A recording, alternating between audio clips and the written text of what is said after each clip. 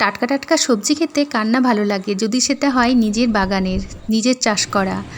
আর সারাদিন তো কাজের শেষই হবে না যদি তুমি খুঁজে খুঁজে বের করতে পারো। নমস্কার বন্ধুরা, আজকের ব্লগটা এখান থেকেই শুরু করছি। নমস্কার বন্ধুরা, আমার চ্যানেলে আবারও তোমাদের স্বাগত জানাচ্ছি। আশা করি তোমরা সবাই ভালো আছো, সুস্থ আছো। তো এই দেখো, সকালবেলা থেকে আজকে ব্লগটা শুরু করলাম।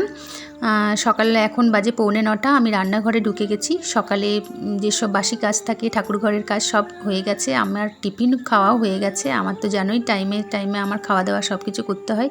তো যাই হোক, টিফিন খাওয়া হয়ে গেছে। এখন তোমাদেরকে আমি দেখালাম, ওইগুলো হচ্ছে আমাদের গাছের লঙ্কা। আর এইগুলো, এই দেখো, এগুলো হচ্ছে আমাদের গাছের ডুমুর। আমাদের বাগানের একটা কোনায় একটা ছোট্ট মতো ডুমুরের গাছ হয়েছিল।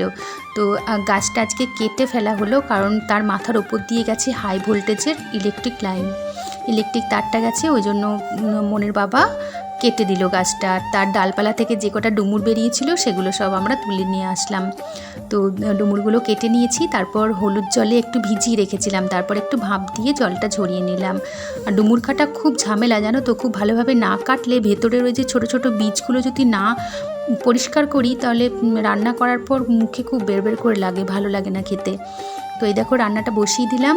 সর্ষের তেল দিয়েছি কড়াইয়ে, তারপর দিলাম তেজপাতা, সাদা জিরে ফোড়ন, তারপর আলুগুলো দিয়ে একটু খুব ভালোভাবে ভেজে নিলাম। তারপর ওই ভাপ দেওয়া ডুমুরগুলো দিয়ে দিলাম। এবার এগুলো খুব ভালোভাবে একটু ভেজে নেবো, একটু নাড়াচাড়া করে নেবো। তারপর দেবো আদা, জিরে, কাঁচা লঙ্কা বাটা আর একটু টমেটো, আর নুন হলুদ তো দিয়ে দিয়েছি। এরপর খুব ভালোভাবে নাড়াচাড়া করে একটু জল দিয়ে দেবো। মশলার সঙ্গে একটু জল দিয়ে খুব ভালোভাবে নাড়াচাড়া করলে কষানোটা খুব ভালো হয়। তাই একটু জল দিয়ে খুব ভালোভাবে কষিয়ে নেবো। আর কিছুটা ডুমুর রান্না করলাম, আর কিছুটা এই দেখো প্যাকেটের মধ্যে রেখে দিয়েছি। এগুলো ফ্রিজে রেখে দেবো, এটা আবার অন্যদিন রান্না হবে। আর মনের বাবা নিয়ে এসেছে ইলিশ মাছ। মেয়ে ইলিশ মাছ খেতে ভালোবাসে, আবারও হোস্টেলে ফিরে যাবে, ওই জন্য মেয়ের জন্য নিয়ে আসলো। ওটাও এবার রান্না করব। তার আগে এই দেখো ডুমুরটাও কষানো হয়ে গেছে। একটু জল দিয়ে তারপর 5 মিনিট মতো ঢাকা চাপা দিয়ে রেখে দেবো। তারপর নামাবার আগে একটু চিনি দেবো আর একটু গাওয়া ঘি দেবো, তারপর নামিয়ে। এইভাবে ডুমুরের ডালনা রান্না করে দেখো, খুব ভালো লাগে খেতে। আর রান্নাটা আমার আজকে খুব ভালো হয়েছিল। মেয়ের বাবা সবাই খুব ভালো বলেছে, সত্যি ভালো হয়েছিল। আমারও খুব ভালো লেগেছে খেতে। অনেকে পেঁয়াজ রসুন দিয়েও করে, কিন্তু আমার এইভাবে নিরামিষ ডুমুরের ডালনাটা বেশি ভালো লাগে। এইভাবে একবার তোমরা বানিয়ে দেখবে, আশা করি তোমাদের সবার ভালো লাগবে। তো এই দেখো হয়ে গেছে, আমি এখন নামিয়ে রাখছি। এবার বাটিতে রেখে তারপর ঢাকা দিয়ে রেখে দেবো। আর এদিকে মনও উঠে গেছে, এবার ওকে একটু টিফিন দিয়ে দেবো। ও কালকে অনেক রাত অবধি পড়েছে বলে সকালে উঠতেও দেরি হয়েছে। তো ওর খাওয়া হয়ে গেছে টিফিন। এই দেখো আমার রান্নাঘর রান্নাবান্না সব কমপ্লিট হয়ে গেছে, সব পরিষ্কার পরিচ্ছন্ন করে নিয়েছি, গুছিয়ে রেখে দিয়েছি। আমার স্নানও হয়ে গেছে। সকালে আমি স্নান করি না, আমি রান্নাবান্না সেরে তারপর স্নান করি। সকালে বাসি জামা কাপড় চেঞ্জ করে ঠাকুরঘর পরিষ্কার করে তারপর আমি রান্নাঘরে ঢুকে যাই।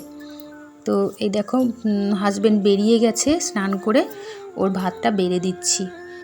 আজকে বেশি কিছু রান্না করিনি, তাও মেয়ে আছে বলে এইটুকু হচ্ছে। মেয়ে যখন হোস্টেলে থাকে, মেয়ে যখন বাইরে থাকে, তখন এইটুকুও রান্না হয় না। কোনো রকমে একটু দুজনের ঝোলঝাল কিছু একটু করে নিই। মনের বাবা স্নান করে বেরিয়ে গেছে, এবারও ভাতটা বেড়ে দিলাম। ভাত, ডুমুরের ডালনা, মুসুর ডাল আর ইলিশ মাছটা করেছিলাম সর্ষে পোস্ত দিয়ে ভাপা, আর দিয়েছি চাটনি, আর দিয়েছি পাঁপড় ভাজা। ও খাওয়া দাওয়া করে বেরিয়ে গেল, তারপর আমরা মামিও খেয়ে নিলাম।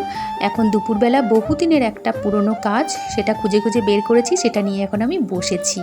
একটা হলুদ রঙের ব্লাউজ মেয়ের কলেজে লাগবে, তো কলেজে একটা প্রোগ্রামে পড়তে হবে, সেটা অনেক দিনের ছিল, সেটা নিয়ে এখন দুপুরবেলা বসেছি। আর এই দেখো ফলগুলো একটু ধুয়ে রাখলাম, শুকিয়ে গেলে ফ্রিজে ভরে রাখবো। তো ঠিক আছে বন্ধুরা, আজকের ব্লগটা এখানেই শেষ করছি। তোমরা সবাই ভালো থেকো, সুস্থ থেকো। পরের ব্লগে আবার দেখা হচ্ছে।